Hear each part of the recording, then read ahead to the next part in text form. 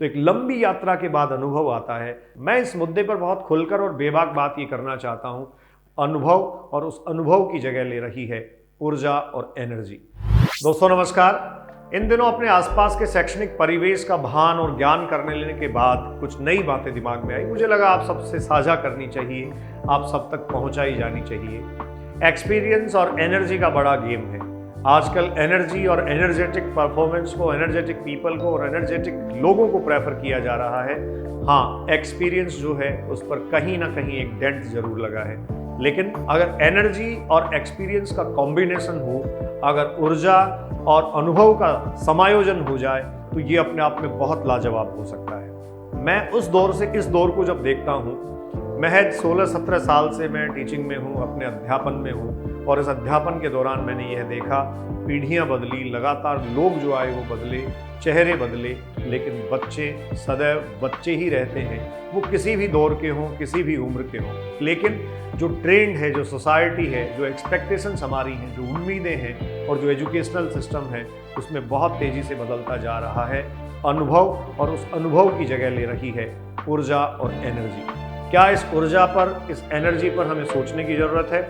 आजकल बहुत सारे विज्ञापन आप देखिए, एजुकेशनल इंस्टीट्यूट्स के हो सकते हैं। आजकल बहुत सारे विज्ञापन आपको कॉरपोरेट कल्चर के मिलेंगे जो एजुकेशनल इंस्टीट्यूट के बेसिक फंडामेंटल्स को रिप्रेजेंट करते हैं, और उसमें लिखा होता है age limit not more than 30 years और 35 ईयर्स, मतलब इससे ज़्यादा उम्र के शिक्षकों की आवश्यकता नहीं है।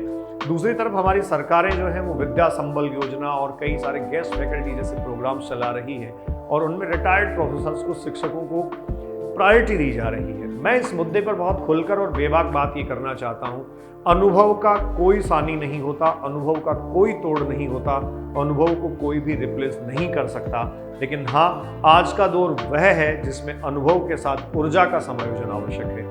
अगर आप ऊर्जित व्यक्तित्व हैं और अनुभव आपने बटोर लिया है तो निश्चित तौर पर इस सोसाइटी को, अपने स्टूडेंट्स को आप ज़्यादा से ज़्यादा कंट्रीब्यूट कर सकते हैं, आप मैक्सिमम उन्हें दे सकते हैं। लेकिन जो लोग अनुभव को दरकिनार करके सिर्फ ऊर्जा के पीछे भागते हैं, उनको मैं बता दूं कि जब तक कॉम्प्लिकेशंस नहीं है, जब तक हमारे पाठ्यक्रम में, जब तक हमारे करिकुलम की फ्रेमिंग में, जब तक हमारे एग्जाम पैटर्न्स में और पेपर्स में कॉम्प्लिकेशंस नहीं है, जटिलताएं नहीं हैं, तब तक आपका ये फंडा और आपके फंडामेंटल्स ठीक साबित हो सकते हैं।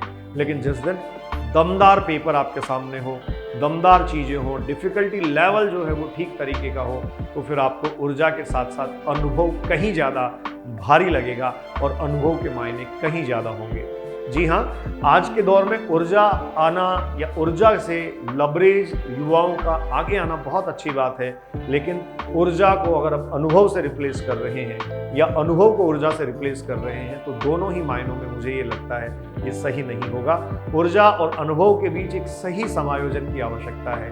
हमारा अनुभव हमें नई चीज़ें सिखाता है, नित नए आयाम गढ़ने की इजाज़त देता है और हमें वहाँ तक पहुँचाता है जहाँ तक हम जाना चाहते थे। तो एक लंबी यात्रा के बाद अनुभव आता है, लेकिन क्या ऊर्जा उसके साथ साथ मध्यम पड़ती जाती है? उस ऊर्जा को बनाए रखिए, मध्यम नहीं पड़ने दें। आप सब दोस्तों के, विद्यार्थियों के, अभिभावकों के, सबके सुझाव आमंत्रित हैं। अनुभव और ऊर्जा का समायोजन निश्चित तौर पर सर्वाधिक लाभदायक और फायदेमंद हो सकता है। आप सब खुश रहिए, प्रसन्नचित होकर सकारात्मकता के साथ आगे बढ़ते रहने के कार्य करते रहिए। ईश्वर आप सबको महफूज रखे, समृद्ध रखे, उन्नत रखे। बहुत बहुत धन्यवाद। नमस्कार।